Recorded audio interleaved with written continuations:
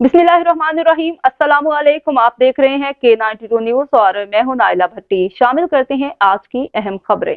गुलशन Iqbal police का डाकू से मुकाबला। थाना गुलशन इकबाल की मोटरसाइकिल गश्त पुलिस का 4 नफरी डाकू से KDA मार्केट ब्लॉक नंबर 3 गुलशन इकबाल में पुलिस मुकाबला, जिसके नतीजे में 2 नफर मुलजिमान, एक मुलजिम जख्मी हालत में गिरफ्तार, जिसकी शनाख्त रहीम सईद उर्फ रहीम शाह के नाम से हुई।